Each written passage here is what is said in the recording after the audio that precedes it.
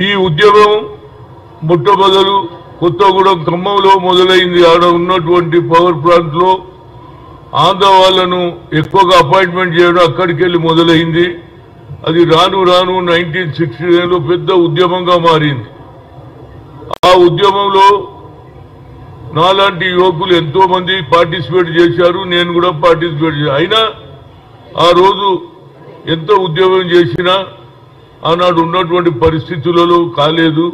కానీ ప్రజలలో ఆ ఆవేదన, ఆ పట్టుదల అది కొనసాగుతూ వస్తూ ఆఖరుకు 41 మంది శాసనసభ్యులు గెలిచిన తర్వాత సోనియా గాంధీకి లేక్ వ్యూ గెస్ట్ హౌస్ లో ఆమెకు వినతి పత్రం ఇచ్చామా, we want to live as a self respect. మేము ఈ ఆందోళన పెత్తనంలో ఉండలేము, మా సెల్ఫ్ రెస్పెక్ట్ బతకాలన్నది, మా బతుకు మేము బతుకుతామని అప్పటి నుంచి కొనసాగుతుంటే ఎప్పుడైతే చూసిండో 41 మంది సంతకాలు పెట్టగానే కేసీఆర్ కూడా ఆలోచన వచ్చింది, అరే ఇక ఇది కార్యక్రమం బాగుంది, కాంగ్రెస్ కూడా 41 మంది శాసనసభ్యులు సంతకాలు చేసి సోనియా గాంధీకి ఆయన ఉద్యమం పెట్టాడు.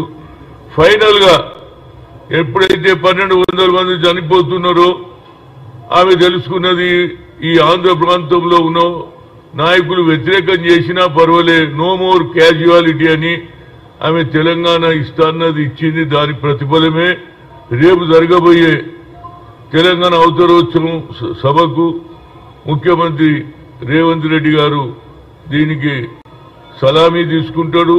అదేవిధంగా ఫ్యూచర్ లో ప్రభుత్వానికి ఎలాంటి బడుగు బలైన వర్గాలకు సోనియా గాంధీ ఆదేశాలు, రాహుల్ గాంధీ ఆలోచనలను ఇంప్లిమెంట్ చేయడమే కాకుండా 6 డిక్లరేషన్ కూడా చేస్తారు. దీనికి సోనియా గాంధీ గారు కూడా తుక్కుగూడలో బహిరంగ సభలో మాట్లాడింది. మళ్ళీ ఎల్బీ స్టేడియంలో ఏ దినమైతే గెలిచిన తర్వాత ముఖ్యమంత్రి హోదా తీసుకునేటప్పుడు అప్పుడు కూడా ఈ 6 డిక్లరేషన్ చెయ్యాలని చెప్పింది. కానీ కొన్ని కారణాల వల్ల ఆమె డాక్టర్ల అడ్వైజ్ అనుకో ఆమెకు అక్కడ బాగా ఎండలు ఉన్నది. నేను నాగ్పూర్లో చూసినా 50 దాటిందని.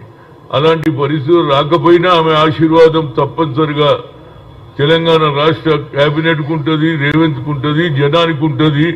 అమరవీరులకు కూడా ఎవరైతే సాక్రిఫైస్ చేశారో, మేము కూడా పార్లమెంట్ లో బిల్లు పెడితే లోక్సభలో మన పార్లమెంట్ మెంబర్లు అది పొన్నం ప్రభాకర్ కావచ్చు, మధు యాజకి కావచ్చు, అదేవిధంగా బలరాం నాయక్ అందరు కూడా షెట్కర్ మొదలు పెడితే అందరు కూడా దీనికి మద్దతు ఇవ్వడం, దాని తర్వాతనే రాజ్యసభలో రావడం. రాజ్యసభలో Sushil Kumar సిండి being a home minister ఆయన వీళ్ళు ప్రవేశపెడుతుంటే సుజనా చౌదరి, సీఎం రమేష్ అడ్డుపడడం, ఆ కాగితాలు లాక్కోవాలని ప్రయత్నం చేసే సమయంలో అప్పుడు నేను కూడా అడ్డం పడ్డా, గట్టిగా మందలిచ్చినాం.